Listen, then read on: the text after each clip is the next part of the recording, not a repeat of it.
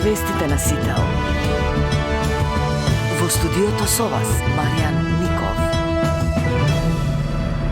Добро утро, вести во 9. По повеќе од 50 години денеска почнуваат градежните активности за повторно отворање на граничниот премин Маркова нога на македонско-грчката граница во Преспанскиот регион.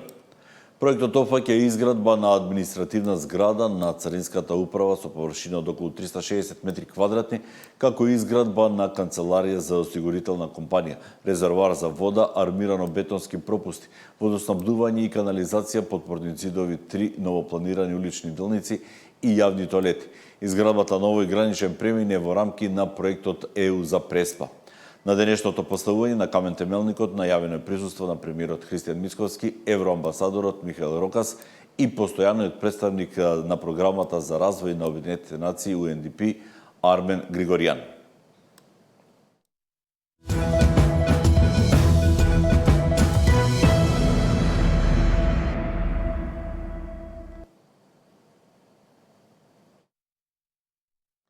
Тринадесет лица и една фирма се под лупа на истражните органи. Се сомничат за злоупотреба на јавен тендер за набавка на мазут за потребите на ТЕЦ Неготино, перење пари и оштетување на буџетот за 167 милиони евра.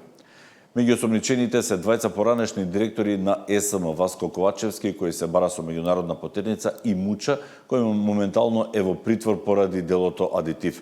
Во фокусот на истрагата на надлежните и фирмата РКМ, чии собственици се Радко Капушевски и Јержан Сулковски. Во периодот од 2021 до 2023 година двајцата осомничени во својство на основачи управители на кривично одговорно правно лице свесно повредувајќи ги прописите за постапката на јавен повик за набавка на мазут за потребите на ТЕЦ, поднеле невистинска документација, со намера да го изиграат договорот и не ги извршиле обврските и ги повредиле правилата, остварувајќи корист од големи размери и кривично одговорно правно лице, а на штета на државниот буџет со вкупна сума од околу 167 милиони 549 илјади евра, појаснуваат од јавното обвинителство.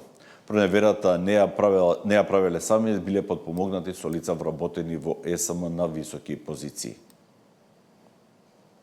Министерката за енергетика најавува целосна ревизија на начинот на кој било работено во државните енергетски компании. Само еден тендер на компанијата РКМ на Радко Капушевски стои на електронскиот систем за јавни набавки, каде треба да бидат објавени сите договори кои ги склучуваат јавните институции. Станува збор за рамковна спогодба за набавка на мазут за потребите на поранешната компанија Балкан Енерджи. Договорот е склучен на 20 јануари 2022 година во вредност од близу 40 милиони евра. Во рамковната спогодба вметнати се само месеците за кои РКМ на Радко Капушевски ја снабдувал Балкан Енерджи со мазут. Станува збор за месеците од грејната сезона. Според проекцијата, за 40 милиони евра, РКМ требало да ја снабди Балкан Енерджи со 520.000 тони мазут. Набавките на мазут за потребите на ТЕЦ Неготино во периодот од 2021 до 2023 година, за кои сега основното јавно обвинителство за гонење на организиран криминал го става Капушевски меѓу 13 мината осомничени, не се објавени на електронскиот систем за јавни набавки. Според нивното соопштение, преку испораката на мазутот за ТЕЦ Неготино во овој период нанесена е штета на буџетот од околу 168 милиони евра.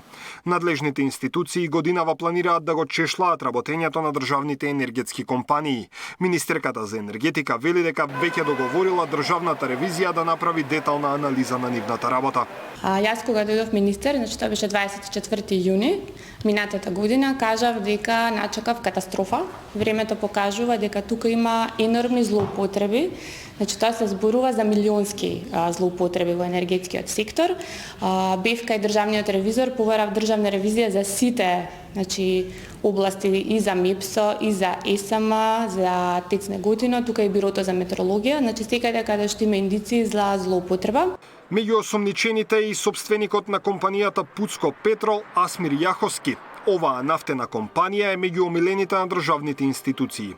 Договорите на Пуцко Петрол со државните институции за 2024 година се распространети на 28 страници.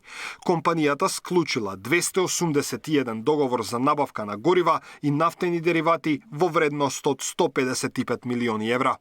Даниел Василев, Сител телевизија.